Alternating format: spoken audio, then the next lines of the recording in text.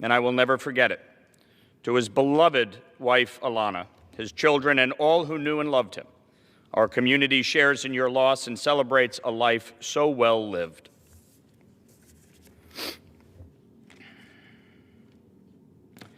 Mr. Speaker, I rise today to honor the life of Vincent Altieri, a dedicated community leader and longtime public servant. Before joining Rockland County, Vince worked with the New York State Department of Environmental Conservation, advocating for environmental policy. He also served as a judge in the village of Spring Valley, where he will be remembered for his fairness, integrity, and respect for the rule of law. Vince went on to dedicate more than 18 years of service to Rockland County, serving in the county executive's office as the Intergovernmental Relations Director, and later going on to serve as the Executive Director of the Rockland County Drainage Agency, showcasing his true commitment to improving the lives of his community. His passing is a tremendous loss to Rockland County, and my thoughts are with his family and friends. His integrity, leadership, and passion for public service will be deeply missed.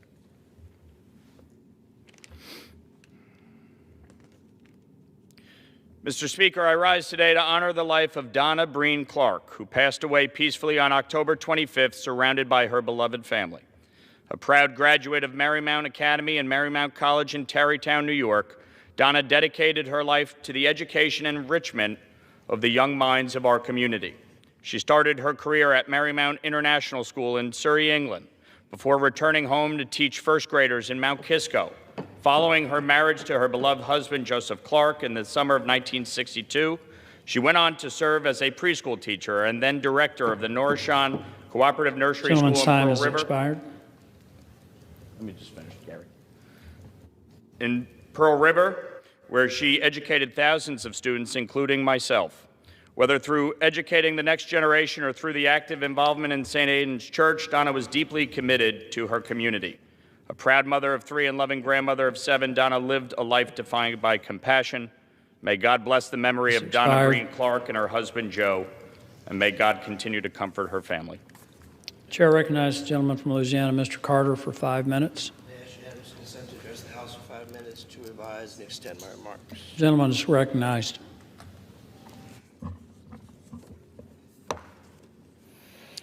Thank you, Mr. Speaker. James M. Bernhardt, Jr. was a legend in Louisiana. The headlines called him an icon, a titan, a giant of a man. Those who knew him understood why. He was a builder, a problem solver, and at his core, a man of faith. Jim was a proud LSU Tiger. Graduating in construction management, he loved to tell the story of realizing at the last minute he was 3 hours short of credits he needed to graduate. Facing that problem, he decided to test out a bowling class by scoring a 200, despite barely ever bowling before. In true Jim fashion, with determination and high tolerance for risk, he figured out how to make it work and to graduate. After LSU, he went to work for the family business where every new employee had to start by installing toilets and air conditioners.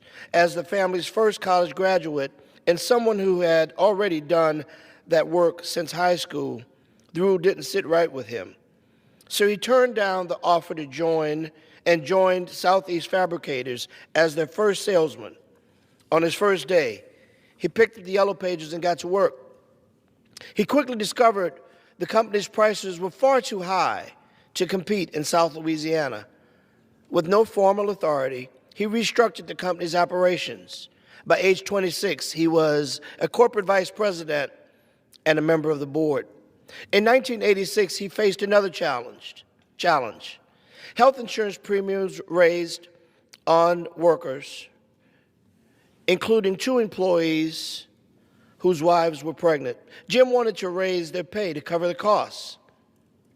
His boss said no, so Jim handed in his resignation, partnered with 2 colleagues, and founded National Fabricators with just $50,000. That company grew into the Shaw Group, a Fortune 500 global engineering powerhouse headquartered in Baton Rouge. At the time, the only non-utility Fortune 500 company in Louisiana.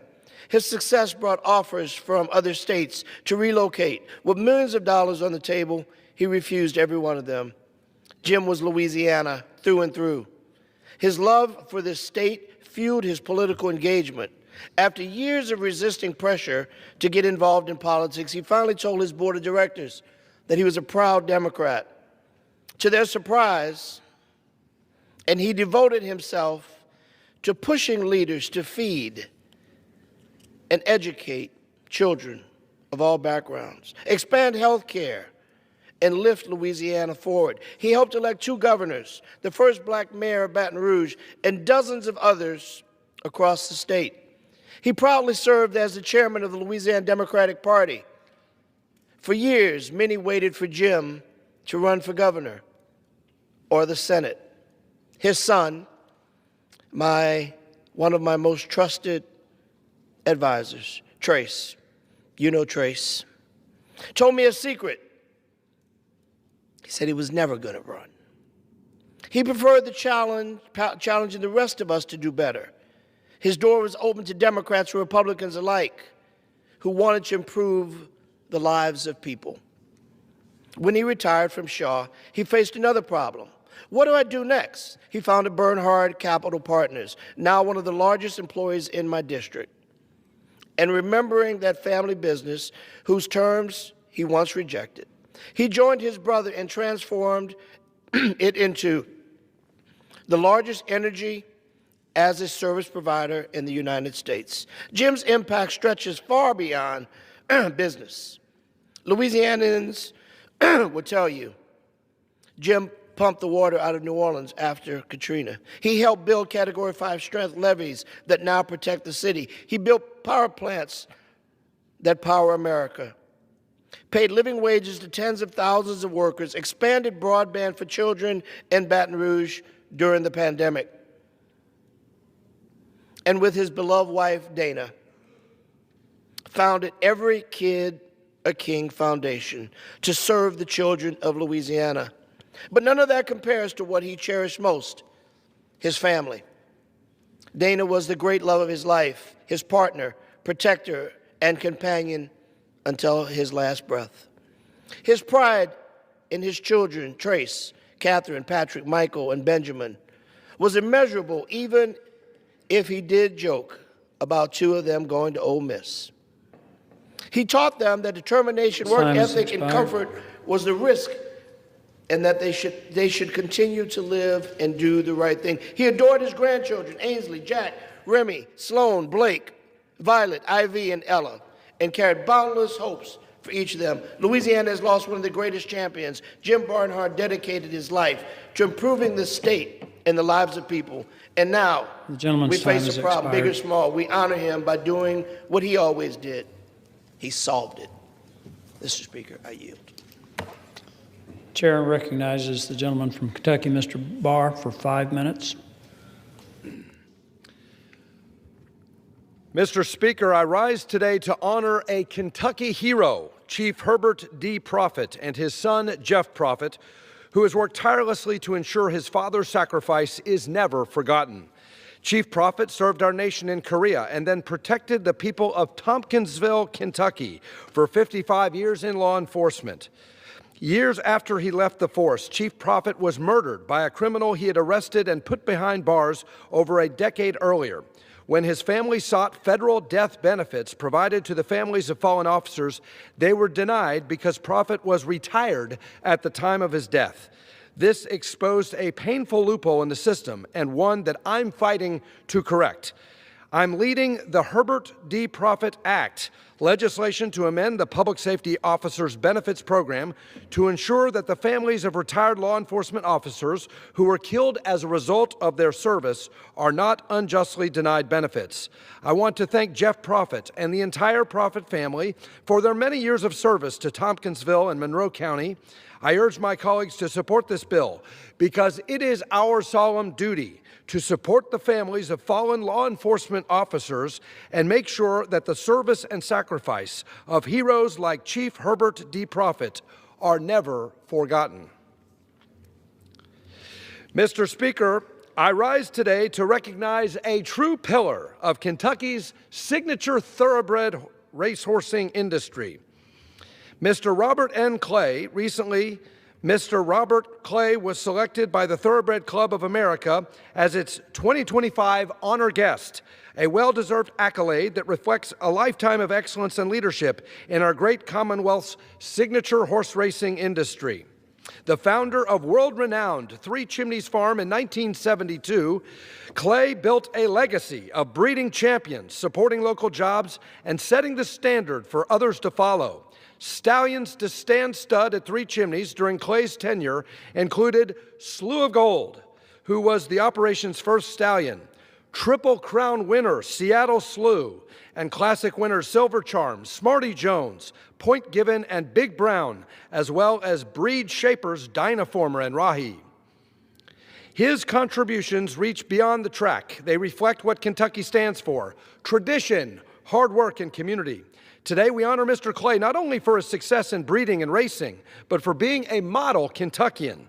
A descendant of former Speaker of the House Henry Clay, the great compromiser, Robert Clay recently helped to establish the Henry Clay Center for Statesmanship, a nonprofit, nonpartisan organization dedicated to transforming the tone of our country's national discourse and inspiring current and future leaders to emulate the political legacy of Henry Clay to find common ground through beneficial compromise. On behalf of the people of Kentucky and this House, I want to thank Mr. Robert Clay for his life's work. I congratulate you on this honor, and I look forward to witnessing the enormous positive impact your efforts will continue to make on our Commonwealth. Mr. Speaker, I rise today in strong support of the resolution condemning socialism and reaffirm my commitment to the principles of free market capitalism. These are principles that have guided the United States into becoming the most prosperous nation in the history of the world. For more than 2 centuries, America's free enterprise system has lifted more people out of poverty, created more opportunity, and generated more innovation than any other economic model the world has ever known. American GDP has grown more than 100-fold since 1920. Average life expectancy has risen dramatically, and American workers today enjoy standards of living that socialist economies could never deliver. Contrast that with socialism. Wherever socialism has been tried, the former Soviet Union, Eastern Europe, Maoist China, Cuba, and Venezuela, it has produced the same tragic pattern: economic collapse, shortages, lost freedoms, and human suffering. Venezuela, one of the most wealthy countries in Latin America, saw its economy contract by over 75% after adopting socialist policies, destroying its currency and plunging millions into poverty. Mr. Speaker, free markets empower individuals. Socialism empowers the state. Socialism requires coercive power. To plan effectively, socialist central planners must override individual choices.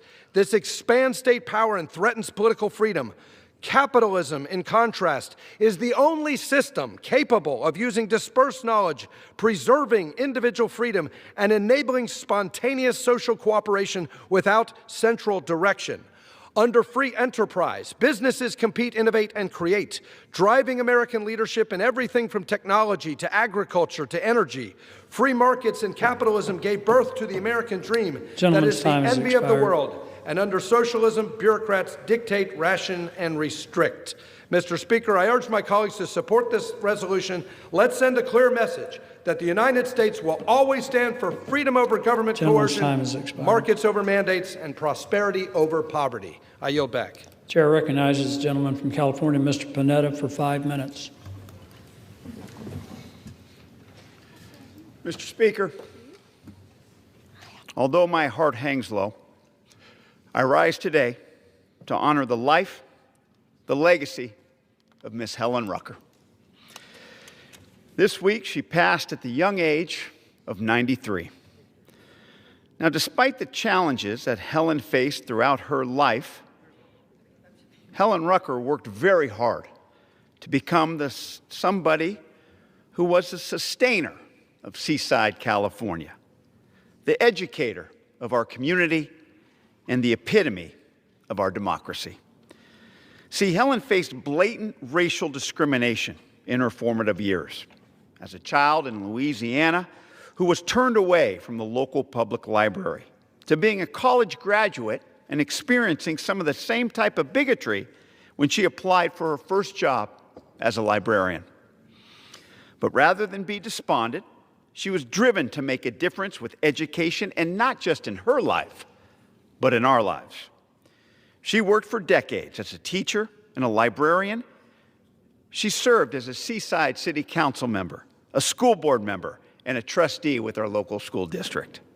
Outside of her job, she delved deeper into our community by volunteering on such important and challenging issues as civil rights, prison education, HIV prevention, police reform, affordable housing, and so much more.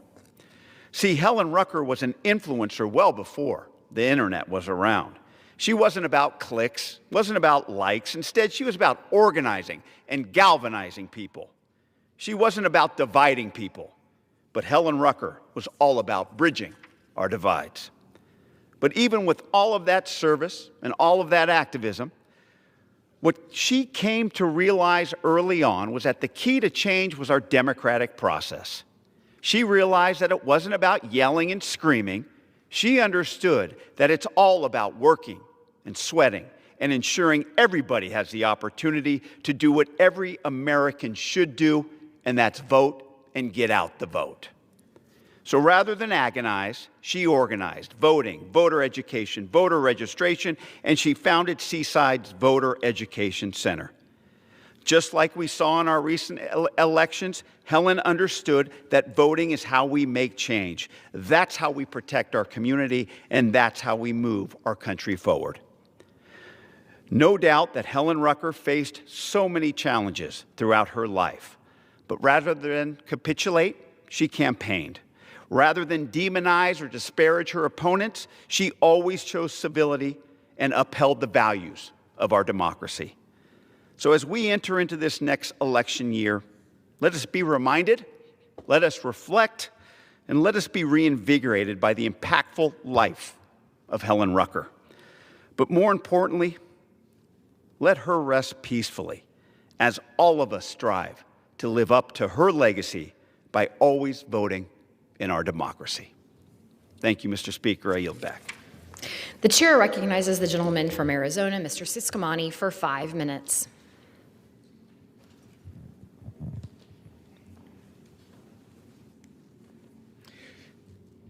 Thank you, Madam Speaker. I rise today in honor of Tiffany Joseph, who was honorably named the 2026 Arizona Teacher of the Year. Tiffany serves as a special education teacher at a Copperview Elementary School in the Sahuarita Unified School District. Tiffany received her Bachelor's of Arts and Master's from the University of Arizona and began her career in general education, later finding that her true passion resides in special education. 15 years later, Tiffany has now taught in 3 Arizona school districts, providing specifically and specially designed instruction in her classroom while also supporting students' needs in general education. She emphasizes inclusive, strength-based instruction tailored to a variety of learning styles. Before this honor, Tiffany was named the school's Teacher of the Year and has also been a finalist for District Teacher of the Year. The Arizona Teacher of the Year Award is the highest state-level recognition in public education for educators. Now, Tiffany will join other state teachers of the year from across the entire country in a year of professional learning and a once-in-a-lifetime opportunity. Congratulations, Tiffany, and thank you for all that you have done to earn this prestigious award. Arizona's 6th Congressional District is very lucky to have you.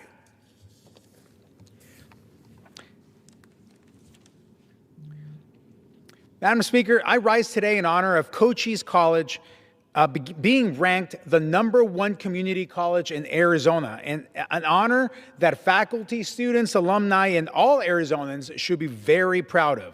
Cochise Community College has 2 campuses and 4 centers in Cochise County and is known for its affordable tuition and small class sizes and programs that lead to real-world success.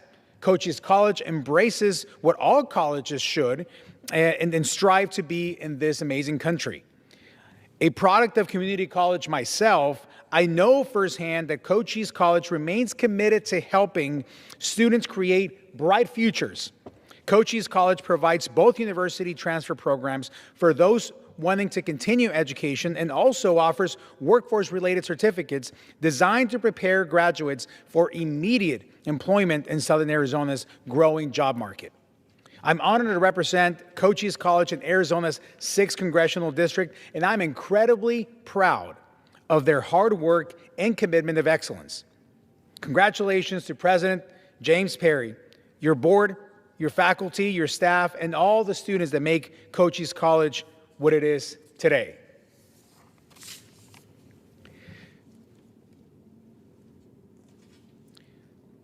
Madam Speaker, I rise today in honor of Pinal County's 150th birthday.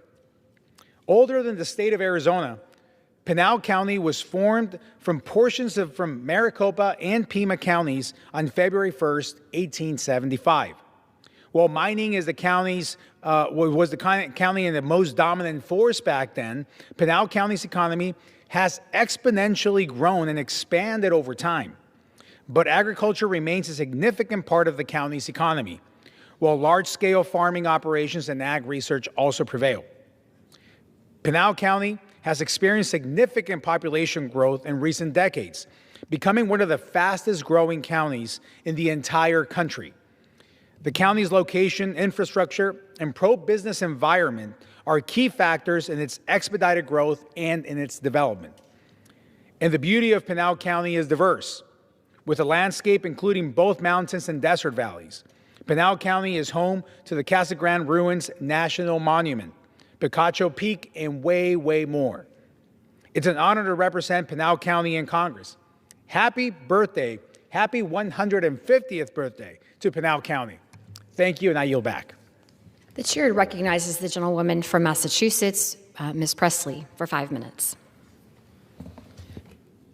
Madam Speaker, I rise today to congratulate Bishop William E. Dickerson II and Lady Luella Dickerson, role models in love and in service, on their 36 years of selfless service and spiritual stewardship as founding pastor and First Lady of the Greater Love Tabernacle in Dorchester. Across the city of Boston and the Commonwealth of Massachusetts, the names Bishop Dickerson and Lady Luella have been synonymous with truth, justice, and love. And their love of community, love for all God's children, is evident in their spiritual guidance every Sunday and made manifest in their good deeds in community Monday through Saturday. From the pulpit to the classroom, from City Hall to behind the incarcerated walls, Bishop Dickerson and Lady Luella have saved generations of souls, changed and saved lives. They have lived a life dedicated to God, their ministry, their city, their marriage, and their family. It is only fitting that Greater Love Tabernacle's 36 years of service are now an indelible part of the congressional record to serve as a permanent inspiration to us all. Madam Speaker, I rise to honor the life and legacy of the Honorable Judge Leslie Harris, a father, husband, grandfather, mentor, and champion for justice in Massachusetts.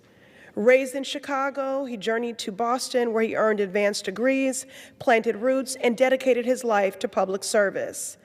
In the courtroom, first as a probation officer, then as a public defender, then as the chief of the juvenile division of the Suffolk County DA's office, Judge Harris inspired generations.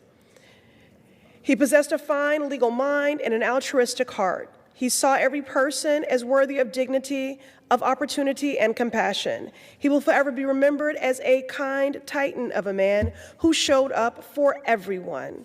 For his beloved members at the Elliott Church of Roxbury, for students at Roxbury Community College. He was there for young children experiencing abuse and neglect. He was there defending Black men viciously targeted and criminalized in the Charles Stewart case. He was there supporting marriage equality to facilitate the first ever adoption by a gay couple in Massachusetts. He was there for all walks, for people from all walks of life. And I can feel that he is here with us today. His spirit straightens our backs and lifts our chin to motivate us in the pursuit of justice. May he rest in peace and power. Madam Speaker, I rise today to honor the life and legacy of my dear friend and brother, former Newton Mayor Seti Warren, a trailblazer, the first popularly elected Black mayor in the Commonwealth of Massachusetts. Seti was a loving son, brother, husband, and father who I had the privilege of working closely alongside when we were both aides to United States Senator John Kerry. He was always ready with thoughtful counsel, an easy and deep laugh, kind eyes that twinkled. He radiated life and optimism. Seti accomplished so much in his short 55 years here with us. He was a dedicated mayor, veteran, and public servant from the White House to Capitol Hill to City Hall.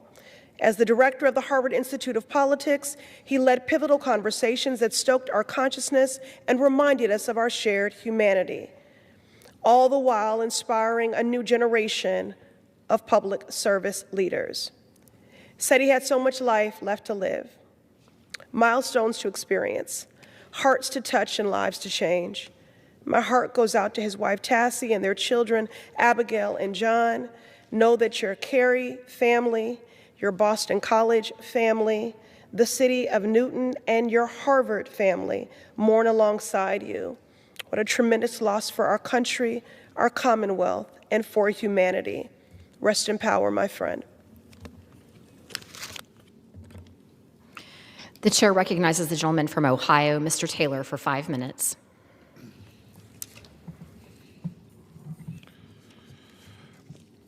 Thank you, Madam Speaker. I rise today to recognize Ken Stewart. Ken is a proud resident of Ohio's 2nd Congressional District and a former firefighter with the Batavia Fire Department. Ken spent over 4 decades with the department, working his way up from lieutenant to chief. This past summer, at the age of 85, Ken participated in the 2025 World Peace and Fire Games, an Olympic competition specifically for first responders that draws competitors from around the world. Ken excelled in javelin throwing, high jump, and many other track events, ultimately contributing 9 medals to the total of 1,362 brought home by Team USA. Of his 9 medals, 3 were gold and 6 were silver. Not only is Ken an accomplished athlete and public servant, but he was my science teacher at Amelia Middle School. I loved having him as a teacher, and it's wonderful to see him continue to achieve greatly, inspire others around him. Ken worked tirelessly to prepare for the games by exercising at his local YMCA every day and allowing the thrill of competition to drive his desire to win. Ken reminds us all how important it is to keep moving and take care of ourselves so we can make the most of life at any age. Ken has centered his life around athletics, having been a high school track and field coach or field official for 47 years and coaching track for 60 years in Claremont County. Ken even had the amazing opportunity to officiate the 1996 Summer Olympics in Atlanta, Georgia. His dedication to improving the lives of young people is admirable. Coaches and officials play a key role in shaping the attitudes and beliefs of our nation's youth, and my district is lucky to have many people like Ken to look out for our athletes. After a long and successful career, Ken plans to retire from athletic events. To celebrate his achievements and his dedication to his community, the village of Batavia is naming July 14th Ken Stewart Day. I look forward to being in Batavia next year to celebrate. Ken, congratulations. All of Southern Ohio is very proud of you.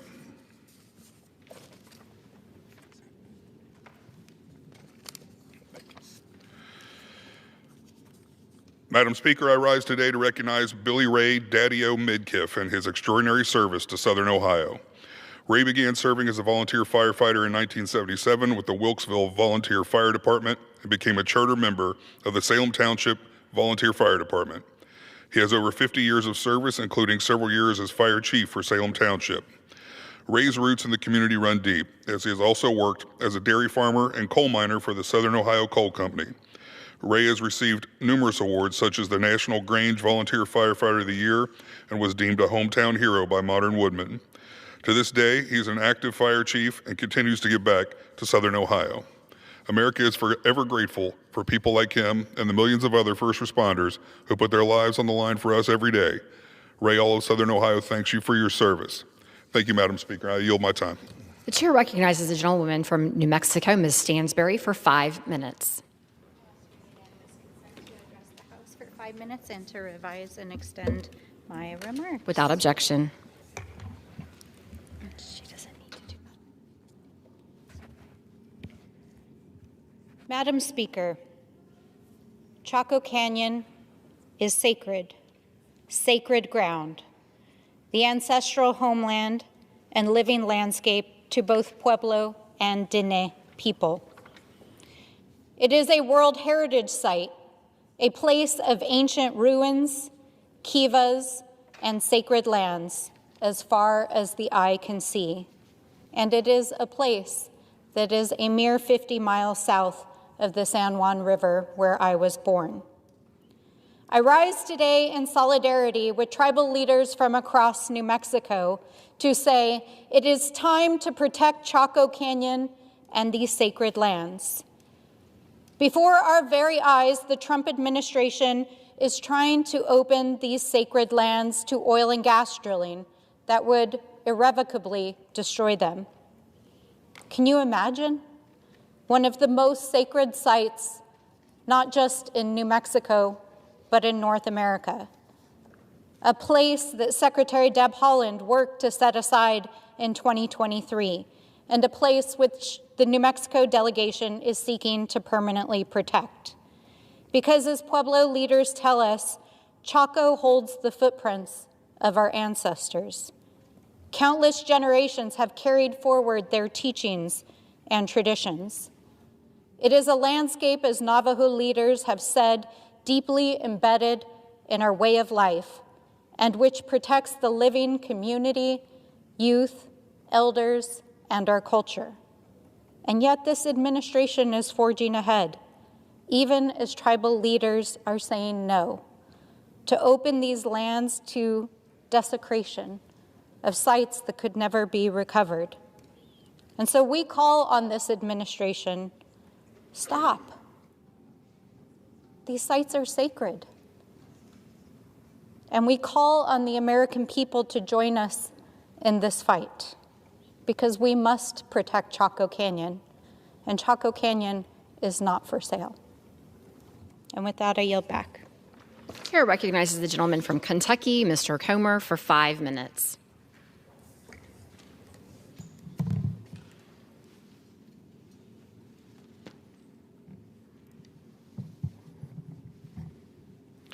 Thank you, Madam Speaker.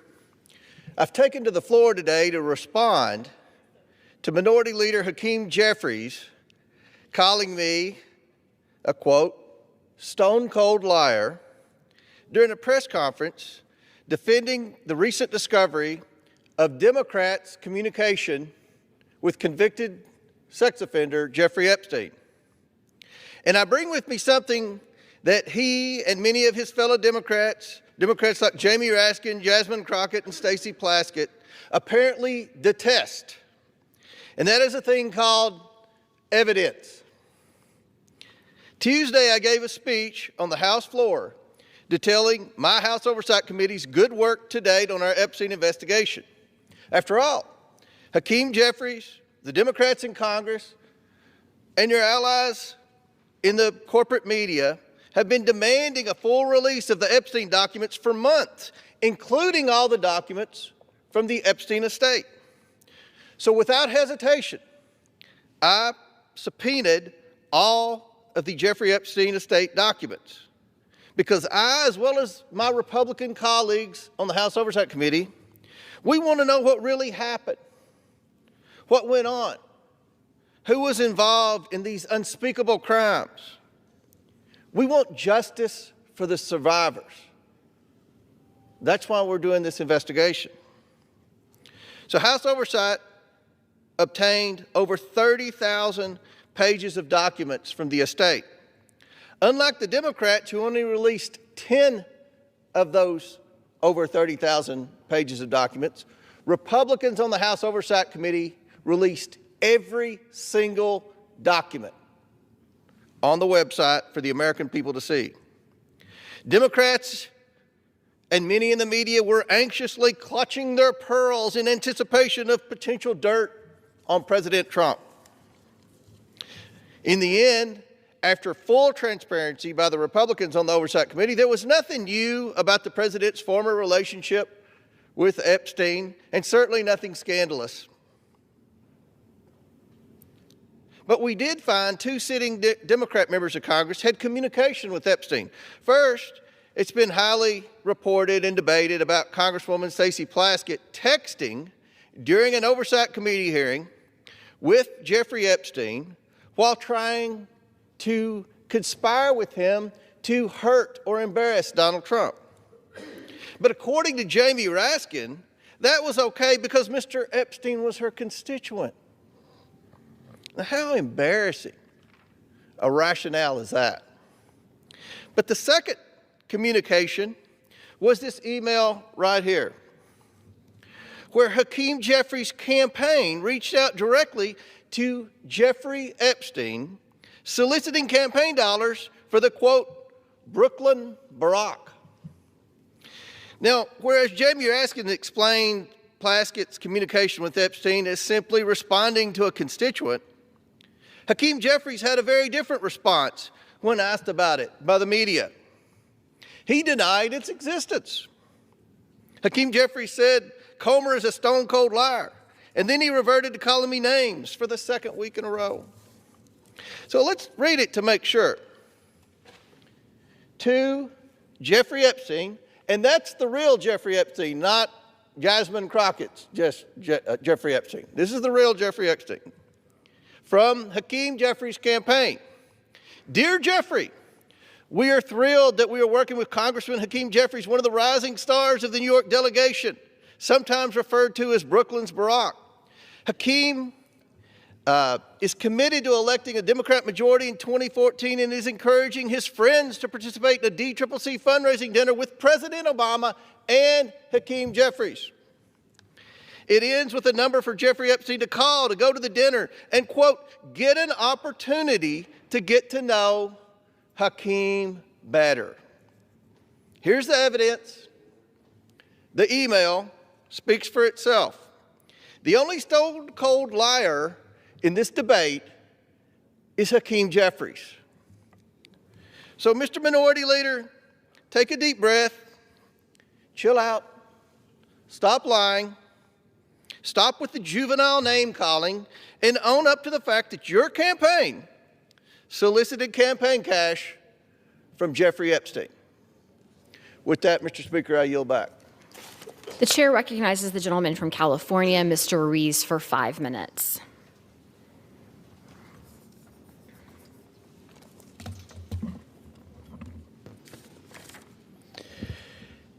Mr. Speaker, I rise today to honor the profound courage and sacrifice of a woman whose story embodies the enduring struggle for freedom and human dignity in Iran.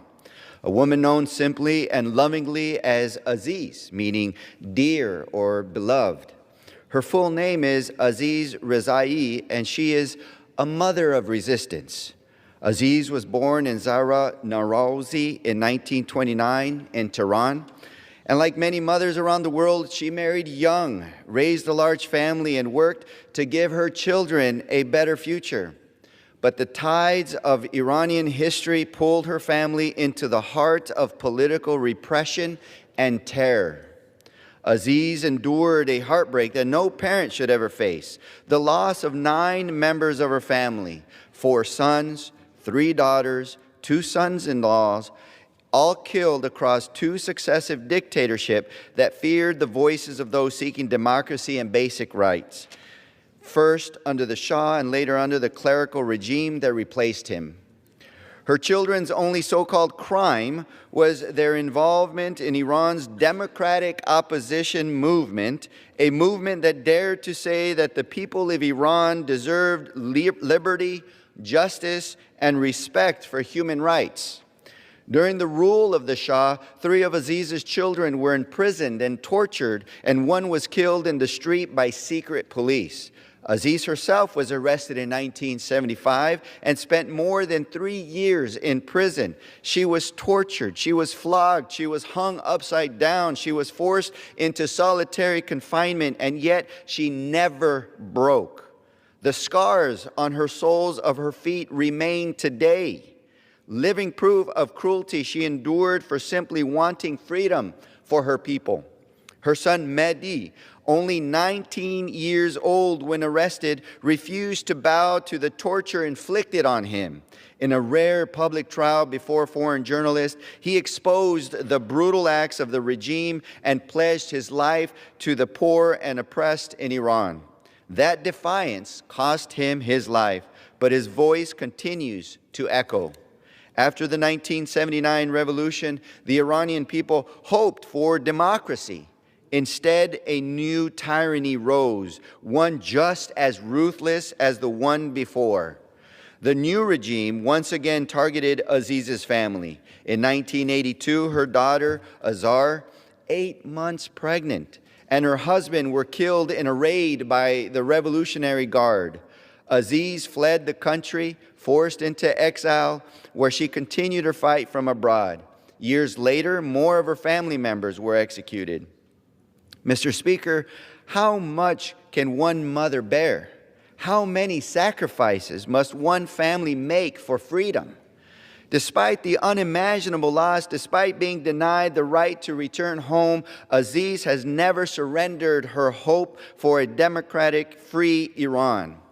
Today, in her 90s, living in a modest apartment on the outskirts of Paris, she remains steadfast. She continues to speak out. She continues to believe. She says, quote, "The movement to liberate Iran hasn't died. It is strong. It is alive, and we are marching forward," unquote. Aziz Rezai's story is not only about suffering, it is about endurance. It is about resilience and resistance. It is a testament to the unbreakable spirit of the Iranian people who continue to demand basic human rights and who risk everything, including their lives, to achieve them. Mr. Speaker, we stand here in the United States Congress, a place that symbolizes freedom and democratic voice. We must never take those values for granted, and we must never turn our eyes away from those who fight for them around the world. Today, I honor Aziz, a mother of resistance, and all Iranians who stand bravely against oppression. I stand with the Iranian people in their pursuit of democracy, equality, and human dignity. And I reaffirm that the United States will always support the fundamental rights of people seeking freedom. May Aziz's courage continue to inspire us like it has inspired me, and may her sacrifices never be forgotten. And may the day come soon when the people of Iran can live free in peace, justice, and democracy. Thank you, and I yield back. The chairwoman recognizes the gentleman from Florida, Mr. Bean, for 5 minutes.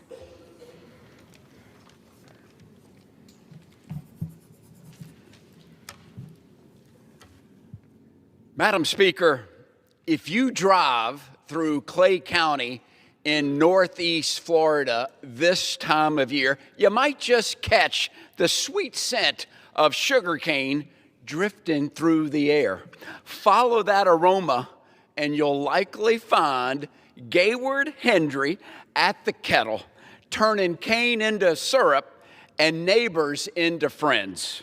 Today, Madam Speaker, I rise to recognize Gayward Hendry for receiving the 2025 Distinguished Service Award from the Florida Farm Bureau, the highest honor for a lifetime of leadership in Florida agriculture.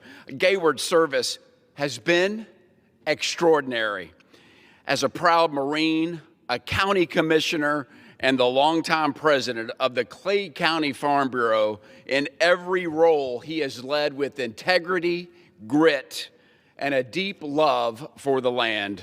He has mentored young farmers through 4-H, supported students through the Katie Hendry Memorial Scholarship, and welcomed generations of future leaders to his family farm to experience firsthand the traditions of Florida agriculture. Madam Speaker, whether he's grinding cane or guiding the next generation through the challenges ahead, Gayward shows what it means to serve with purpose and to keep a community growing together. Madam Speaker, with Gayward Hendry around, life is truly sweeter. I yield back. The chair recognizes the gentlewoman from Michigan, Ms. Tlaib, for 5 minutes. Thank you. We know that our families can't afford the basics right now. Their electricity and gas bill is out of control. Their water bills are out of control. And don't get me started about their auto and home insurance. It's all out of control. Grocery costs are up 28%. Healthcare costs are up and out of control. And it's even worse for those family members that are sick. So our families can't afford the basics. Everyone in this chamber can agree to that. So there's an affordability crisis in our country. And the corporations and billionaires driving up these costs don't care. They were not only don't care, they also were rewarded with the big tax breaks and the betrayal bill. So this is why it is important to understand that this is a policy choice, that many of our families feel like they're intentionally being put in a survivor mode instead of being able to thrive. I know that right now nearly 1 in 5 children in Michigan live below the poverty line, Madam Speaker, and 60% Americans live paycheck to paycheck. So I'm not going to wait for President Trump to keep his promise to address the cost of living in our country. I'm going to help and push back and introduce the economic dignity for all agenda, a plan to tackle the high cost of living in our country. We need to ensure that every family, every single corner in our country, a child has resources that they need to live and thrive in our country, not just hope to survive. This plan includes In Child Poverty Act, the Baby Bonus Act, and the Boost Act. The In Child Poverty Act would provide a universal child benefit of $458 per child per month, bring us closer to a nation where all children have the opportunity to flourish, not just grow. This plan would make it easier for our families to afford the basics. I hear it from them. Formula, diapers, childcare, all out of control, while providing, again, a long overdue safety net for our families. We know right now this bill, the In Child Poverty Act, is estimated to cut child poverty by 50%, according to the People's Policy Project, and cut deep child poverty by 70%. The second bill, a part of the plan, is the Baby Bonus Act, which would provide every family with $2,000 upon the birth of their child, bringing economic stability to households through timely and flexible assistance at a pivotal moment for our child's development. The birth of a new child is often a time of increased economic insecurity. Families face new expenses of childcare, diapers, baby clothes, and more, while many parents must take time off leading up to and following the birth of a newborn. Without universal child care, parents are often forced to choose between healing, caring for their newborn, and keeping their jobs. As the founder of the Congressional Mamas Caucus, it's time we listen to mothers who are urging our government to focus on families. Roughly 134,000 families are driven into poverty annually because of the cost of child care alone. But this is not surprising when countless families are one job loss, disability, an emergency away from crushing financial hardship.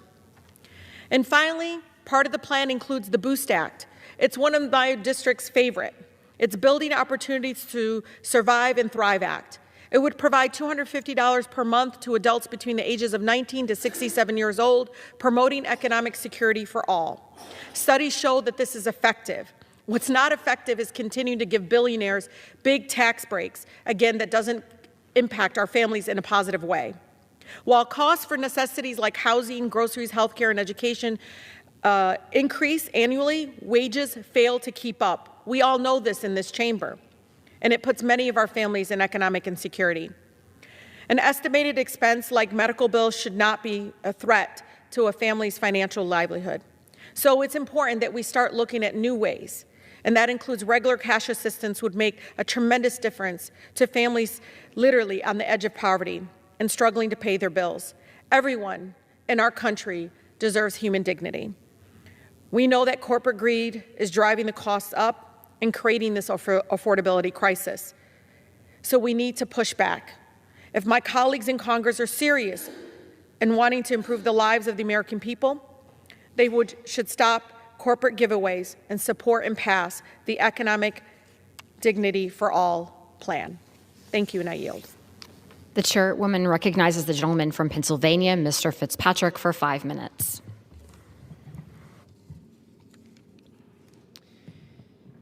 Madam Speaker, I rise today to honor a profoundly extraordinary American, Colonel Marlena Parker, a daughter of Bucks County, a trailblazing Air Force officer, and one of the finest examples of courage and character our nation could ever hope to produce. Just days ago, over Veterans Day weekend, I stood beside Colonel Parker in Plumstead Township, Pennsylvania, as our community gathered to honor her service. She was surrounded by the people she loved most and by the veterans she served alongside with. She was, as always, glowing, gracious, resolute, still lifting others up, still inspiring everyone around her. Madam Speaker, sadly, it was our final tribute together. On November 17th, Colonel Parker passed away after a brave and courageous fight against ALS. But she did not face a single day of that battle without the same strength, discipline, and warrior spirit she brought to every mission she ever flew. She never stopped living the values she instilled in others: faith, service, perseverance, and a quiet, unwavering resolve. Colonel Marlena Parker was born in Doylestown on December 31st of 1968, a proud first-generation Italian-American and the daughter of Tony and Lena Ventresca. Faith and family were her foundation. Discipline and drive were her compass. At Gwen and Mercy Academy, she was a valedictorian. At the United States Air Force Academy, she was an NCAA All-American gymnast. From the very beginning, she was destined to soar. After commissioning, she completed pilot training at Reese Air Force Base and went on to fly the KC-10 Extender, one of the nation's most critical refueling and transport aircraft that we have. She deployed in support of Operations Southern Watch, Allied Force, Iraqi Freedom, and Enduring Freedom, carrying American power, American hope, and American strength across continents. Madam Speaker, her resume reads like an American resolve, but her service was not only defined by what she achieved, it was also defined by the way she carried herself, with humility, with precision, and with an unshakable sense of duty. When the world changed on September 11, 2001, Marlena was airborne. And in the chaos of that morning, when fear, confusion, and uncertainty swept our nation, she chose service once again, joining the Air Force Reserve, recommitting herself to the defense of our nation. She flew for another decade while raising 2 daughters, earning a master's degree, and mentoring countless young women. In 2013, she made Air Force history as the first female commander of the 73rd Airlift Squadron, directing VIP airlift operations and leading her airmen with precision, professionalism, and resolve that marked every single stage of her service. By the time she retired in 2020, Colonel Parker had logged over 4,800 flight hours, including nearly 700 hours in combat and combat support missions, and earned the Legion of Merit among numerous other commendations. She continued flying as a Boeing 777 first officer for United Airlines until 2024, an aviator until the end. But Marlena's service extended far beyond the cockpit. For more than 15 years, she shaped the next generation of Air Force leaders as an Academy liaison officer. She strengthened our community through the Plumstead Township Veterans Committee and VFW Post 175. And she guided veterans in Bucks County's Veterans Corps program with the same steadiness and compassion she brought to every single mission she flew. She served because service was woven into who she is as a human being, a leader who lifted others up every step of the way. Colonel Marlena Parker was not only a trailblazer, she was a wife, a mother, a daughter, and a friend. She and her husband Boyd shared 34 years together and raised 2 remarkable daughters, Isabel and Olivia, who now carry forward their mother's legacy of courage, service, and enduring strength. Madam Speaker, in Colonel Marlena Parker, America saw the very best of who we are: devotion to family, duty to country, and a faith in something greater than ourselves. A true hometown hero, a true patriot. May her courage inspire us. May her service guide us. and may we honor her life by the way we choose to live our own. God bless you, Marlena. We will dearly miss you all. Bucks County will miss you dearly. Well done, good and faithful servant. Madam Speaker, I yield back. The chair recognizes the gentleman from Connecticut, Mr. Larson, for 5 minutes. Thank you, Madam Speaker. Madam Speaker, this Saturday, November the 22nd, will mark 62 years since we lost a President of the United States, a person who gave so much to his nation, an individual who was taken from us in the summer of his years. His daughter, Caroline, back in 2017, gave us these pins that I proudly wear, which is an image of President John Fitzgerald Kennedy. President Kennedy epitomized placing service above self, a national hero, a leader who had the grace, the dignity, the wit, the intelligence, and the love of his nation and mankind. This past year, we also lost someone by the name of Connie Francis, who wrote a song, or sang a song would probably be more appropriate at the time, called "The Summer of His Years." In that song, I'll paraphrase, she wrote, "A young man rode with his head held high under the Texas sun. Yet no one guessed that a man so blessed would perish by the gun. Lord, would perish by the gun." A shot rang out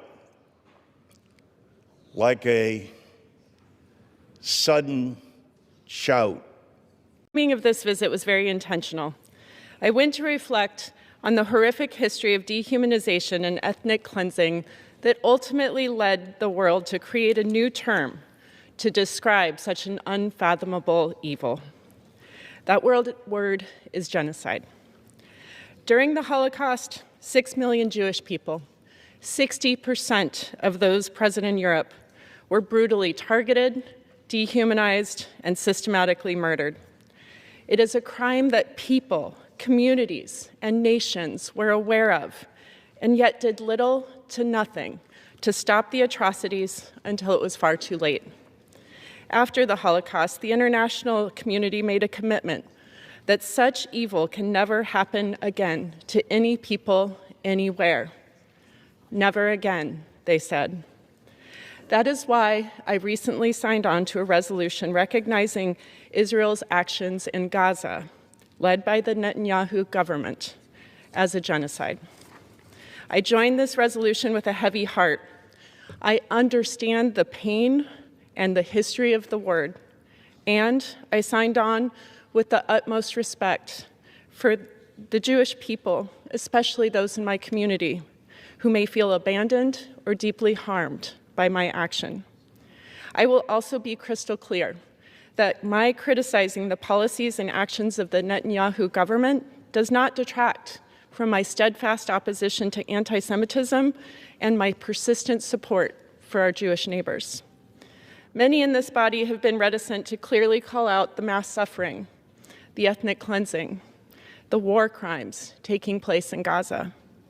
I will not willingly continue to be part of that complicity. As a United States representative, my job is to stand up against the power and our resources of this country being used in such ways. I am a physician, a mother, I believe in the sanctity, the universal worth of human life. That belief does not change based on who you are or where you live. Each of our lives has innate, incalculable value. Our shared humanity must be recognized and preserved, or we run the risk of rationalizing, accepting acts of cruelty.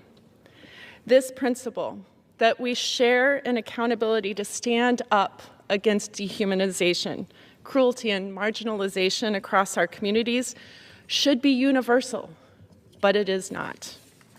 It is my duty as an elected leader in the most powerful country on earth to stand up for those most marginalized, if I stand for anything at all. It is foundational to how I chose to represent my community and how I will continue to represent my community in Congress. History has and will continue to judge this body, not just for what it did, but for what it failed to do. Our children are watching. As parents, we know this to be true. As elected leaders, we cannot look away as they look on. We have an implicit accountability to the children of this nation to show them with our actions that we hold ourselves to a standard worthy of their respect. I want my children to live in a country where our leaders can be relied upon to lead with courage, empathy, and moral clarity. And I urge every Oregonian watching to hold me accountable in a shared, unshakable belief in the sanctity of human life. We are our brother's keeper. I will do all I can to protect and defend each person's right to freedom, safety, and self-determination. Thank you, Mr. Speaker. I yield back. Chair recognizes the gentleman from California, Mr. McClintock, for 5 minutes.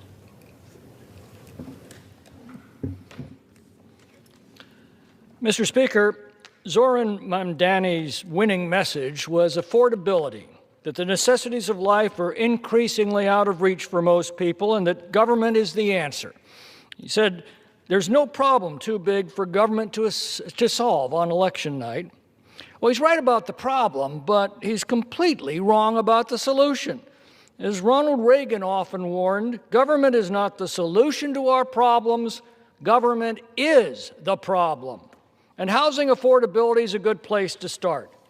When and where a free market's maintained, home builders have every incentive to meet the housing needs at every income level. The profit margin might be bigger at the top, but the sheer numbers of lower income families compensate with volume, assuring ample affordable housing for all income levels. Government sets basic safety standards, but otherwise leaves consumers alone to make their own decisions on everything else. As the tax base grows, new revenues are available to expand water systems, electricity generation, highway capacity, schools, police, and fire, all the necessities of a community. Landlords have every incentive to provide as many rental units as the population needs, while competition keeps rents low and demand keeps units plentiful. So what's happened? Government decided to solve what socialists viewed as problems. To solve suburban sprawl, the socialists began imposing severe limits and costly fees on construction permits. Builders could no longer profit from building vast numbers of affordable homes, so they focused their limited permits on the pricier models. To solve climate change, the socialists mandated outrageously expensive add-ons like solar panels and hermetically sealed windows. To solve their environmental angst, they required pointless studies that were endlessly time-consuming and outrageously costly, along with back-breakingly outrageous environmental fees, adding many tens of thousands of dollars to the costs that were all passed on to helpless homebuyers. As these solutions drove up the price of housing, the socialists began offering subsidies to lower-income earners who'd been priced out of the market by the socialists' own policies. As taxpayer dollars flooded into the already constricted market, prices and rents rose still further. As socialists solved the rental problem by freezing rents, landlords stopped building new units or maintaining existing ones. When anything is scarce, it's expensive. When it's plentiful, it's cheap. Socialists have made housing scarce and therefore expensive. Nowhere can this be seen more clearly than comparing the socialist utopia of California with the free state of Texas. Last year, more housing permits were granted in the Houston and Dallas metropolitan areas than in all of Gavin Newsom's California. The median price of a home in Texas is $345,000. In California, it's $900,000. Or take health care. Americans once paid for their own health care. They could choose among policies offered by hundreds of competing providers for the one that best met their needs and circumstances. Most opted for inexpensive catastrophic plans for accidents and illnesses that could have bankrupted them, while paying for routine care out of pocket. Competition for their business kept prices low and quality high. But socialists objected to leaving the poor to an extensive network of charities. They solved our health care inequalities with highly subsidized and mandated coverage that leaves consumers powerless to choose their own best options while severing the connection between the patient and the payer. When somebody else is paying the bill, the patient doesn't care about price, and the payer doesn't care about quality. The result, costs spiraling out of control while patient satisfaction continues to decline. At the center of socialism is the mistaken belief that profit is waste, and if it can be removed from the equation, everything will be cheaper. Well, that's the fundamental misconception behind Mandani's government grocery stores. But profit is not waste.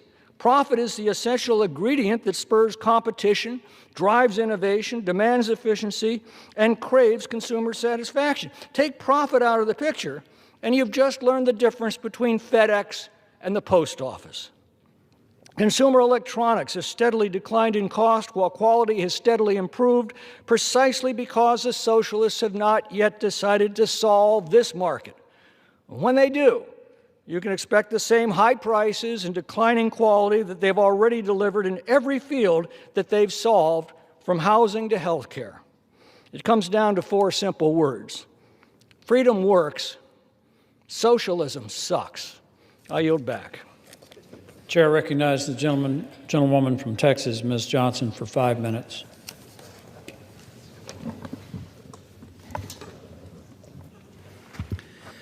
Thank you, Mr. Speaker. I rise today to recognize and congratulate Tracy Eubanks on his extraordinary leadership and decades of experience to MetroCrest services. For more than 40 years, MetroCrest has been a lifeline for families across Addison, Coppell, Carrollton, Farmers Branch, and Dallas, providing food security, housing stability, workforce support, and compassionate care in moments of crisis. For the past 13 years, Tracy has guided this organization with vision, integrity, and a deep commitment to uplifting every member of our community. Under Tracy's leadership, MetroCrest Services opened its new state-of-the-art community center, an investment that will serve North Texas families for generations. He has strengthened partnerships, expanded critical programs, and ensured that every person who walked through MetroCrest doors was met with dignity and hope. As Tracy prepares for his retirement in 2026, we honor not just his accomplishments, but the countless lives he has touched. North Texas is stronger, more resilient, and more compassionate because of his service. Tracy, thank you for your leadership, your heart, and your unwavering commitment to the people of our community. Mr. Speaker, I rise today to honor County Treasurer Pauline Medrano for her extraordinary dedication to public service and her newly elected role as president of the County Treasurers Association of Texas. Treasurer Medrano has spent more than a decade in elected office, always putting the people of Dallas County first. Her leadership has helped strengthen public institutions, increase transparency, and build a culture of accountability and service that has positively impacted countless residents. Her election as president of the County Treasurers Association of Texas is a testament to the respect she has earned across our state. It reflects her deep experience, her unwavering commitment to excellence, and a belief that government works best when it works for everyone. I am proud to recognize Treasurer Medrano for her years of leadership, her community involvement, and her tireless dedication to the people she serves. Her willingness to answer the call of public service embodies the very, very best of civic leadership. I want to wish her the best of luck as she takes on this new role on behalf of our community. And I want to commend Treasurer Medrano for her invaluable contributions to Dallas County and to the state of Texas. Mr. Speaker, last week the House voted on a bill to reopen the government, but tucked away in the fine print of that bill was something very disturbing and troubling, a very brazen payoff. Millions of taxpayer dollars that could quietly be transferred to the personal bank accounts of 8 Republican senators. These are senators who may have had knowledge or even participated in efforts to overturn the 2020 presidential election. At a time when Americans are struggling to get ahead, Republicans in both the House and the Senate signed off on a deal that lines the pockets of the very people who wrote it. In the very corner of this district, families are doing everything they can to make ends meet. They are juggling rising grocery costs, higher rents, health care bills that seem to grow every single month. They expect this Congress to meet the moment with integrity, responsibility, and the basic respect for the people we serve. But what Republicans did was an insult to every hardworking taxpayer who plays by the rules and expects honesty from their government. Republicans could have voted it down. They could have passed an amendment to remove that provision from the bill, but despite being given the opportunity to do so, House Republicans let it pass. Now, I'm grateful that the House voted just last night to pass a bill to take this away, but there's no guarantee that the Senate will actually do that. The American people deserve better than this corrupt backroom deals. They deserve better than legislation crafted to enrich the few at the expense of the many. And they certainly deserve better than a governing philosophy that treats cruelty as strength and corruption as strategy. The contrast before us could not be clearer. On one side, we see a Republican majority operating in the currency of cruelty and corruption, willing to hold hostage working families, willing to cut health care, and willing to undermine transparency, all to score political points to reward political friends. On the other side, Democrats are fighting with courage and compassion. We are fighting to protect the Affordable Care Act, to keep health care accessible for millions of Americans. We are fighting to lower costs for families and restore trust in a government that should be working for the people. I urge my colleagues in the Senate to reject this corrupt bargain and pass our bill that takes away this unethical and corrupt payout, and stand with the families who sent us here, families who deserve a government as honest, hardworking, and committed as they are. And I yield back. Chair recognizes the gentleman from Virginia, Mr. Griffith, for 5 minutes. Mr. Speaker, I rise today to honor the remarkable legacy of the Grundy, Virginia High School Wrestling Program, a program which has proudly served as a cornerstone of Buchanan County athletics for decades. With most of the county's high schools set to consolidate into a single school next year, this year marks the final chapter for Grundy's historic wrestling program. Grundy's wrestling program leaves behind an extraordinary record, a record which includes 27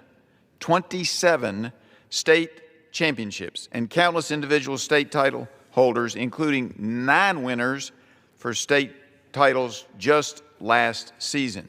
Year after year, these impressive athletes have demonstrated remarkable discipline and determination that reflect the very essence of Southwest Virginia. The wrestling program at Grundy High School has not only gotten the attention of regional athletics in Southwest Virginia, their renowned success has become a national phenomenon, receiving press and attention from all over the United States. In fact, Mr. Speaker, when I was first elected to Congress, Ohio Congressman Jim Jordan, who is a 2-time wrestling NCAA champion, came over to me and asked if I now represented the great wrestling school from Virginia, Grundy High. Student athletes from all Buchanan County high schools have contributed a legacy that will inspire future generations of student athletes, and I look forward to watching them build on their proud tradition. Southwest Virginia as a whole congratulates Grundy High School on its historic wrestling achievements and extends a heartfelt thank you to the athletes, coaches, families, and extraordinary fans who made this legacy possible. With their time, they made it possible with their time, their dedication, and their donations. A special nod goes to the Grundy Wrestling Club, a 501c3 charity that to support wrestling in the area. So, Mr. Speaker, I hope that we recognize that as we come to the end of this chapter, it is not the end of the story for wrestling in the Grundy region and in Buchanan County, but the beginning of a new one, rooted in the same values that carried Grundy High School to wrestling greatness. Mr. Speaker, I rise today as Americans celebrate National Rural Health Day. According to the Virginia Department of Health, 88% of Virginia is rural, including much of Virginia's 9th District. As a result, communities face numerous barriers in the rural areas to receive adequate access and opportunities for health care. Our rural health care providers do our country and our health care system a tremendous service, tending to the health care needs of rural communities. I am committed to working to improve rural health care access in my time here in Congress. Today, let all of us honor the profound contributions of these health care providers. Thank you to the doctors, the nurses, advocates, and others who strive to make rural health care a possibility in America and to make America a truly healthy America in all regions. I yield back. Chair recognizes the gentlewoman from Florida, Ms. Washman Schultz, for 5 minutes.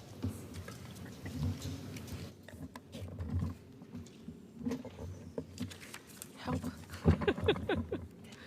Lower than that. Yeah, all the way down. Thank you very much. Thank you, Mr. Speaker. Mr. Speaker, it's with a heavy heart that I rise to recognize the life of my longtime friend, fierce leader and cancer community advocate, Laney Jones. Laney was a 7-time cancer survivor and known on social media as the early detective. Laney lost her lifelong battle against multiple cancers on October 14, 2025, at the age of 41. Diagnosed with cancer for the first time at 18 months old, after her third diagnosis in her 20s, she discovered she had Lee-Fraumeni syndrome, LFS, a rare genetic condition that predisposed her to multiple cancers. Laney faced adrenal carcinoma, sarcoma, breast cancer, thyroid cancer, melanoma, lung cancer, and finally glioblastoma, an aggressive form of brain cancer. Through it all, she remained positive, ensuring others heard her story, as she was deeply committed to the importance of early detection, prevention, and knowing one's risk. For the last 13 years, Laney worked with the American Cancer Society, using her story to educate and empower others to take control of their health. She called herself the early detective on social media, believing that asking questions and acting early is what will help others survive. As a cancer survivor myself, Laney was always an inspiration to me and so many others in the South Florida community. She tried to help people see cancer as she saw it and to not fear it. Laney undertook every challenge with a smile and was incredibly generous in sharing her inspirational story with so many people. She lived by the words, "Live every day like it's your first." It is my honor to soon reintroduce the Laney Jones Comprehensive Cancer Survivorship Act, which will seek to improve the health outcomes and quality of life of survivors. Laney Jones was an inspiration and an example of how one must never lose hope, even in the darkest of circumstances. I hope her story and her spirit continue to inspire others across the country. May her memory be for a blessing. Mr. Speaker, it is with great pleasure that I rise to recognize the City of Hollywood, Florida's centennial celebration. The City of Hollywood was founded by visionary Joseph Young in 1925 as a small seaside dream and has since grown into a charming coastal community and dynamic city. Over the past century, Hollywood has become known for its beautiful beaches, historic boardwalk, scenic waterways, and unique blend of natural beauty and urban vitality. It is one of South Florida's most unique and beloved coastal cities. My husband Steve grew up in Hollywood, so the city holds a special place in our heart. Hollywood's residents represent generations of families, new arrivals, and innovators who have built a strong and sustainable community that embraces inclusion, engagement, and civic involvement and diversity. Hollywood is also home to the Seminole Tribe of Florida, its reservation and ancestral lands. We also honor the Seminole people for their historic and ongoing contributions to our shared story. The City of Hollywood is deeply committed to sustainability and innovation, ensuring that future generations can continue to enjoy the city's remarkable natural resources. The city's unique charm lies in its ability to balance progress with preservation. This 100th anniversary is a time to honor the past and the efforts of those who came before us, as well as celebrate the achievements of today and the next 100 years. I'm grateful to Mayor Josh Levy and the City Commission for working tirelessly to ensure that Hollywood remains a world-class destination where residents thrive, businesses prosper, and visitors feel welcome. Happy 100th anniversary to Hollywood and all its residents. Mr. Speaker, I yield back the balance of my time. Chair recognizes the gentlewoman from Texas, Ms. Dela Cruz, for 5 minutes.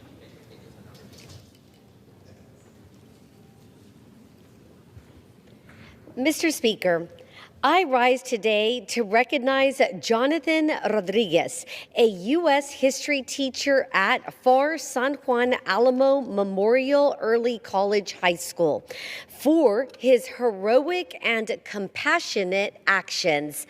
Without hesitation, Mr. Rodriguez jumped to the rescue to help one of his former students following a vehicle collision. For his compassionate actions, the PSJA ISD awarded the first ever Heart of Service coin. This coin is a distinct honor awarded to individuals who embodied the values protecting, serving, and rising above in all aspects of our community. Mr. Rodriguez exemplifies these ideals every day, going above and beyond for his students and bringing his experience as a volunteer firefighter to his role as an educator. Thank you, Mr. Rodriguez, for your heroism and your quick action to save a young student's life.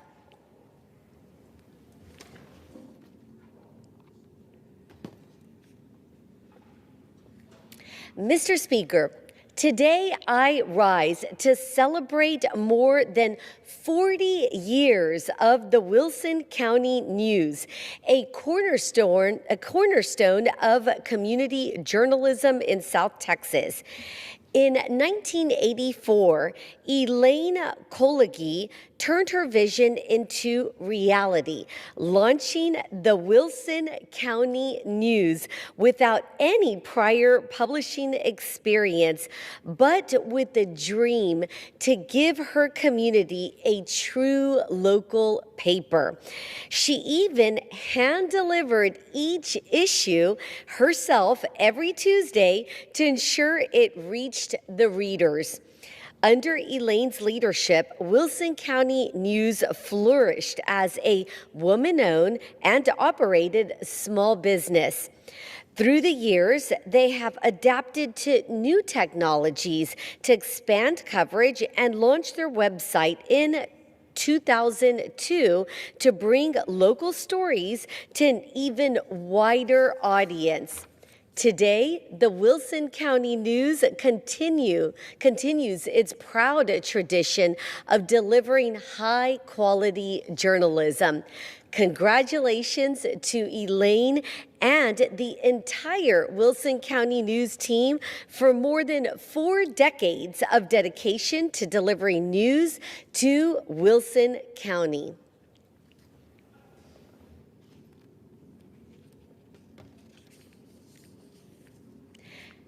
Mr. Speaker, today I rise to recognize the accomplishments of a Poth High School senior, Aiden Reed, the 2025 UIL 3A State Shot Put Champion. After earning silver at last year's championship, Aiden returned with determination and achieved gold to close out his senior season. During the state meet, Aiden sat in second place until his third attempt. A powerful throw secured him the gold medal and broke his own school record. Aiden is a passionate and driven role model for young athletes. His dedication and perseverance reflect the spirit of Poth and the strength of South Texas. Congratulations, Aiden. we can't wait to see what you accomplish next. Thank you, and I yield back. Chair recognizes the gentlewoman from Alabama, Ms. Sewell, for 5 minutes.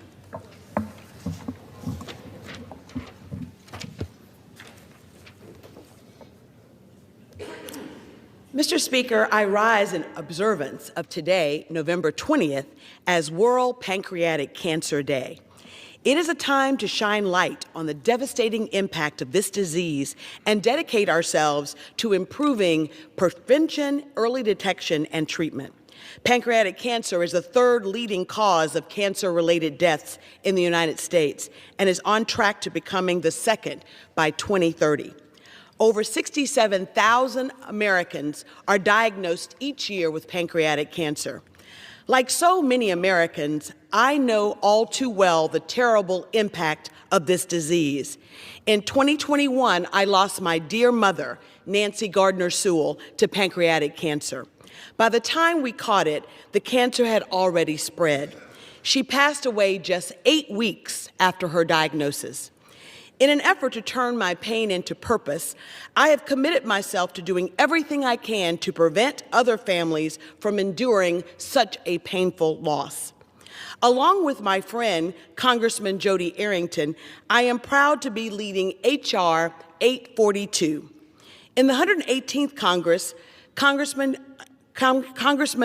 Arrington introduced our bill and surprised me by renaming it after my mother. The Nancy Gardner Sewell Medicare Multi-Cancer Early Detection Screening Act. Our bill would create a pathway for Medicare to cover multiple cancer early diagnosis tests. Medicare will cover that by making sure that once it is approved by the FDA, it immediately becomes available to Medicare patients. This is so important because the promise of screening for more than 40 cancers lies in such a simple blood test. If passed, it will give our seniors their best shot at catching cancer early and treating it before it spreads. Just 2 months ago, our bill passed unanimously out of the House Ways and Means Committee. It enjoys overwhelming bipartisan support, with 332 House co-sponsors and 67 Senate co-sponsors. Later today, I look forward to convening lawmakers, researchers, advocates, and families for a roundtable on the latest developments in prevention, early detection, and treatment.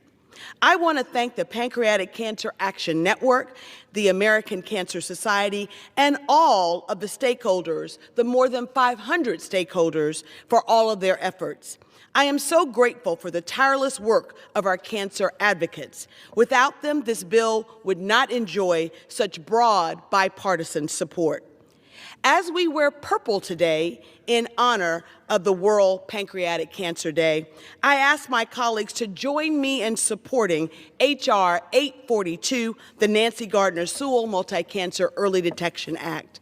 Let's give this bill across the finish line and pave the way for the world without pancreatic cancer.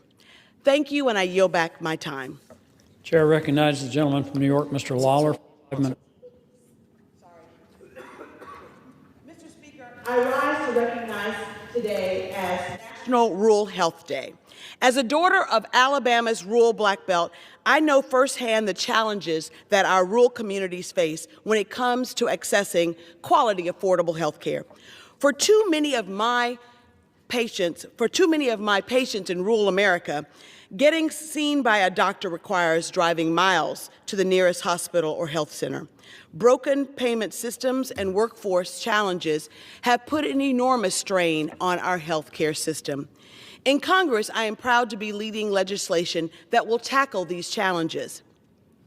Our graduate medical education bill will add thousands of residency slots, creating a pipeline of qualified health professionals to serve patients in rural America.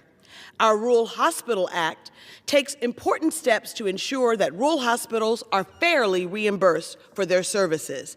And the Home Health Stabilization Act will allow more seniors to receive the care that they need in the comfort of their own homes. I am also working hard to expand access to telehealth services, mental health, and substance abuse as well programs to support our rural ambulance providers. It is so important that our rural ambulance providers know the importance that they have in rural America. Mr. Speaker, when it comes to health care, our rural communities are on life support. Republicans' so-called big, beautiful bill makes the largest cut to health care in American history. Despite the dysfunction in Washington, we in Alabama are fortunate to have amazing partners standing in the gap. Just last month, I was thrilled to attend the groundbreaking of the Alabama School of Healthcare Sciences in Demopolis, Alabama. This new state-supported residential high school is located in the heart of Alabama's Black Belt, where it will cultivate the next generation of healthcare professionals. I believe that access to quality, affordable healthcare should be a right for all Americans and not just for the few. As we observe National Rural Health Day, let us recommit ourselves to ensuring that every American, regardless of their zip code, gets the care that they need and that they deserve. Thank you, Mr. Speaker, and I now yield back the balance of my time. Gentlelady yields. The chair recognizes the gentleman from New York, Mr. Lawler, for 5 minutes. Mr. Speaker, I rise today to honor the life of Juan Fernandez, a decorated Marine, retired NYPD detective and 9/11 first responder, who passed away after a courageous battle with 9/11-induced pancreatic cancer. As a Marine, he proudly served our nation with honor and discipline. Following his military service, Juan continued his commitment to protecting his community by serving as a detective in the New York Police Department, where he was known for his courage and professionalism. On September 11, 2001, Juan was among the many brave first responders who answered the call in one of our nation's darkest hours. His courage and selflessness during and after that tragic day exemplified true strength and the resilience of the American spirit. Juan's passing is a tremendous loss to his family,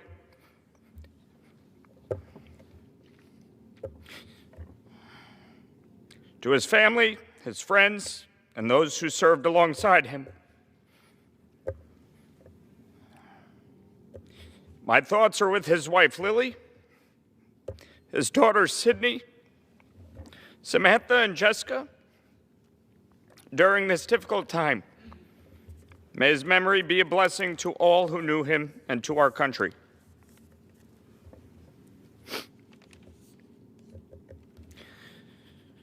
Mr. Speaker, I rise today to honor the life of Francis Frank Duffy, a devoted husband, father, and pillar of his community who passed away on November 4th at the age of 102. He was a decorated World War II veteran, earning both the Silver Star and the Purple Heart for his valor while serving in Iwo Jima, and he concluded his military career at the rank of corporal. Upon returning home from war, Frank embarked on a career with the United States Postal Service, retiring in 1978 as a foreman for transportation. He was an active member of the Pearl River VFW Post 7370 and the John H. Secor American Legion Post, the Ancient Order of the Hibernians, the Irish Cultural Center, and St. Margaret's Church, and was a past member of the Knights of Columbus. A proud father of 5, loving grandfather of 10, and great-grandfather of 11, Frank exemplified the values of steadfast wisdom and enriched the lives of all he touched within the Pearl River community and beyond. May God bless the memory of Frank Duffy.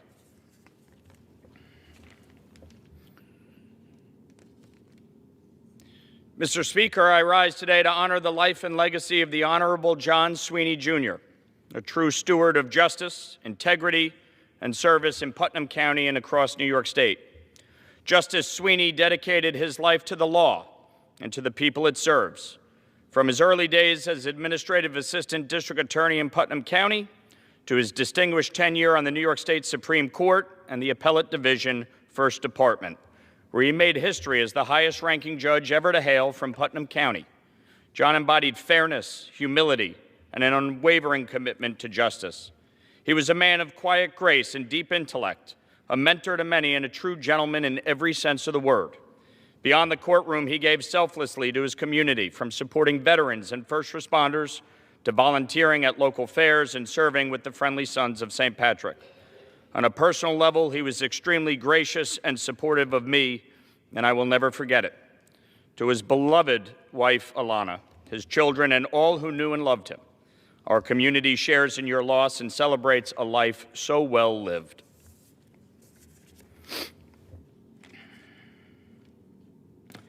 Mr. Speaker, I rise today to honor the life of Vincent Altieri, a dedicated community leader and longtime public servant. Before joining Rockland County, Vince worked with the New York State Department of Environmental Conservation, advocating for environmental policy. He also served as a judge in the village of Spring Valley, where he will be remembered for his fairness, integrity, and respect for the rule of law. Vince went on to dedicate more than 18 years of service to Rockland County, serving in the county executive's office as the Intergovernmental Relations Director, and later going on to serve as the executive director of the Rockland County Drainage Agency, showcasing his true commitment to improving the lives of his community. His passing is a tremendous loss to Rockland County, and my thoughts are with his family and friends. His integrity, leadership, and passion for public service will be deeply missed.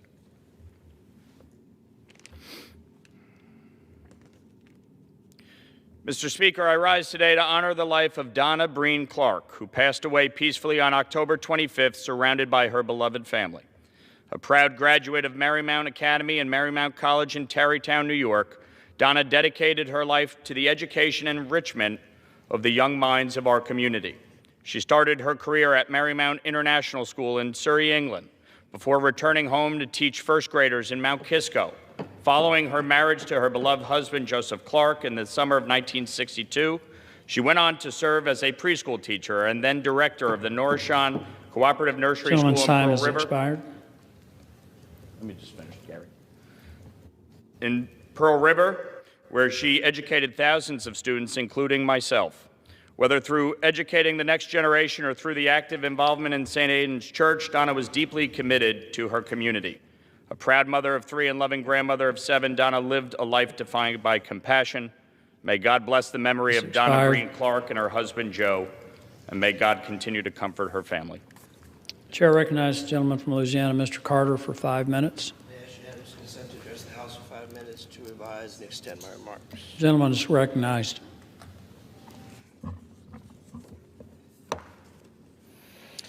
Thank you, Mr. Speaker. James M. Bernhardt, Jr. was a legend in Louisiana.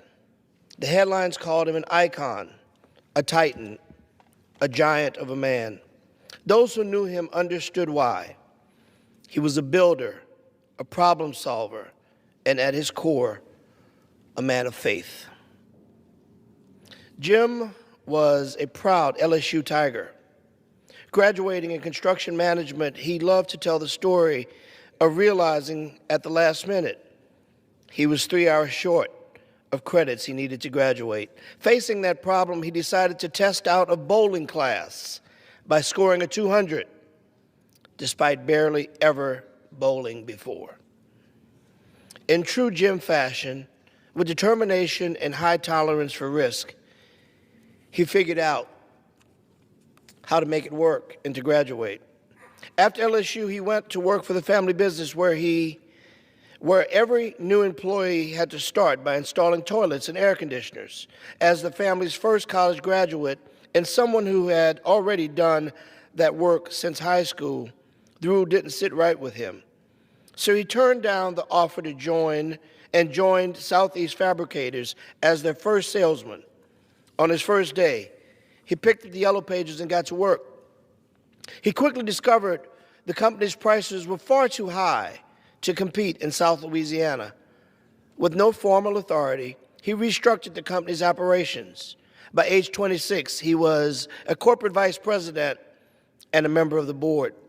In 1986, he faced another challenge. Health insurance premiums raised on workers, including 2 employees whose wives were pregnant. Jim wanted to raise their pay to cover the costs.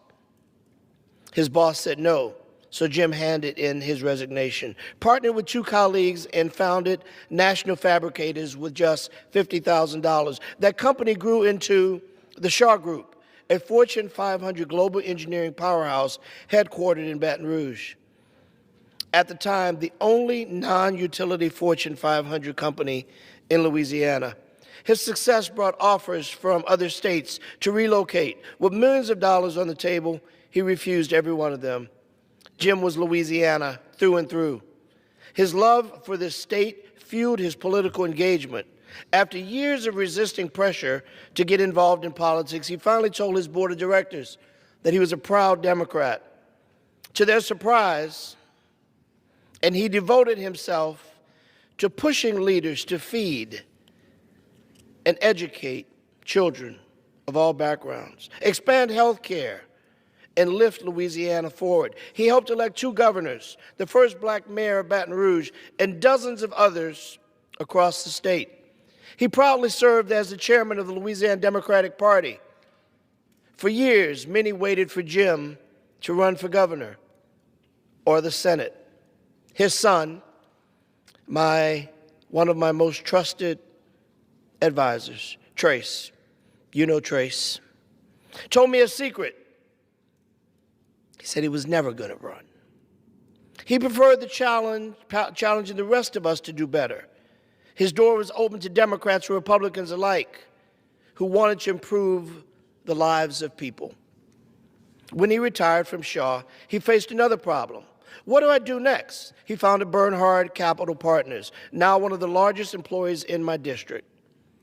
And remembering that family business, whose terms he once rejected, he joined his brother and transformed it into the largest energy as a service provider in the United States. Jim's impact stretches far beyond business. Louisianans will tell you, Jim pumped the water out of New Orleans after Katrina. He helped build Category 5 strength levees that now protect the city. He built power plants that power America, paid living wages to tens of thousands of workers, expanded broadband for children in Baton Rouge during the pandemic.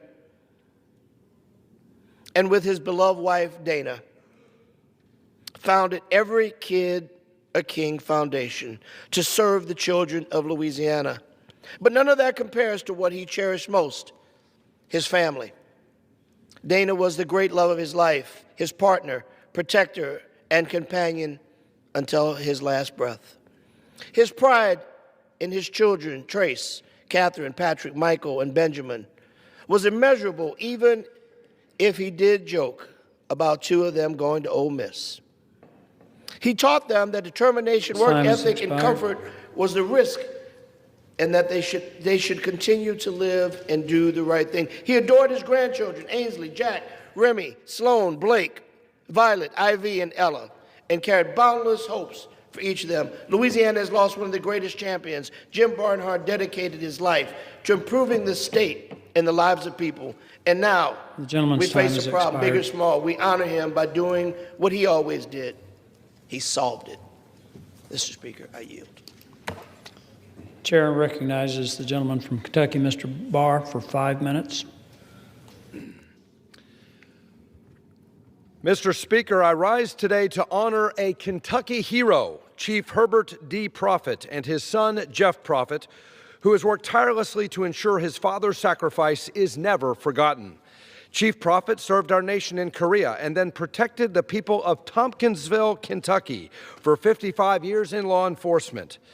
Years after he left the force, Chief Prophet was murdered by a criminal he had arrested and put behind bars over a decade earlier.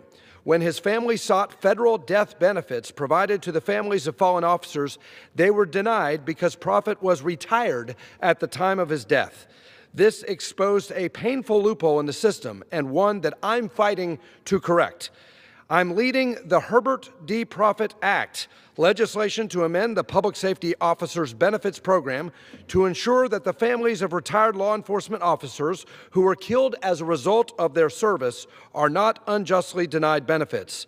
I want to thank Jeff Prophet and the entire Prophet family for their many years of service to Tompkinsville and Monroe County. I urge my colleagues to support this bill because it is our solemn duty to support the families of fallen law enforcement officers and make sure that the service and sacrifice of heroes like Chief Herbert D. Prophet are never forgotten. Mr. Speaker, I rise today to recognize a true pillar of Kentucky's signature thoroughbred racehorsing industry. Mr. Robert N. Clay, recently, Mr. Robert Clay was selected by the Thoroughbred Club of America as its 2025 honor guest, a well-deserved accolade that reflects a lifetime of excellence and leadership in our great Commonwealth's signature horse racing industry. The founder of world-renowned Three Chimneys Farm in 1972, Clay built a legacy of breeding champions, supporting local jobs, and setting the standard for others to follow. Stallions to stand stud at Three Chimneys during Clay's tenure included Slew of Gold, who was the operation's first stallion, Triple Crown winner Seattle Slew, and classic winners Silver Charm, Smarty Jones, Point Given, and Big Brown, as well as breed shapers Dynaformer and Rahi. His contributions reach beyond the track. They reflect what Kentucky stands for: tradition, hard work, and community. Today, we honor Mr. Clay not only for his success in breeding and racing, but for being a model Kentuckian. A descendant of former Speaker of the House Henry Clay, the great compromiser, Robert Clay recently helped to establish the Henry Clay Center for Statesmanship, a nonprofit, nonpartisan organization dedicated to transforming the tone of our country's national discourse and inspiring current and future leaders to emulate the political legacy of Henry Clay to find common ground through beneficial compromise. On behalf of the people of Kentucky and this House, I want to thank Mr. Robert Clay for his life's work. I congratulate you on this honor, and I look forward to witnessing the enormous positive impact your efforts will continue to make on our Commonwealth. Mr. Speaker, I rise today in strong support of the resolution condemning socialism and reaffirm my commitment to the principles of free market capitalism. These are principles that have guided the United States into becoming the most prosperous nation in the history of the world. For more than 2 centuries, America's free enterprise system has lifted more people out of poverty, created more opportunity, and generated more innovation than any other economic model the world has ever known. American GDP has grown more than 100-fold since 1920. Average life expectancy has risen dramatically, and American workers today enjoy standards of living that socialist economies could never deliver. Contrast that with socialism. Wherever socialism has been tried, the former Soviet Union, Eastern Europe, Maoist China, Cuba, and Venezuela, it has produced the same tragic pattern: economic collapse, shortages, lost freedoms, and human suffering. Venezuela, one of the most wealthy countries in Latin America, saw its economy contract by over 75% after adopting socialist policies, destroying its currency and plunging millions into poverty. Mr. Speaker, free markets empower individuals. Socialism empowers the state. Socialism requires coercive power. To plan effectively, socialist central planners must override individual choices. This expands state power and threatens political freedom. Capitalism, in contrast, is the only system capable of using dispersed knowledge, preserving individual freedom, and enabling spontaneous social cooperation without central direction. Under free enterprise, businesses compete, innovate, and create, driving American leadership in everything from technology to agriculture to energy. Free markets and capitalism gave birth to the American dream that is the envy of the world. And under socialism, bureaucrats dictate, ration, and restrict. Mr. Speaker, I urge my colleagues to support this resolution. Let's send a clear message that the United States will always stand for freedom over government coercion, markets over mandates, and prosperity over poverty. I yield back. Chair recognizes the gentleman from California, Mr. Panetta, for 5 minutes. Mr. Speaker,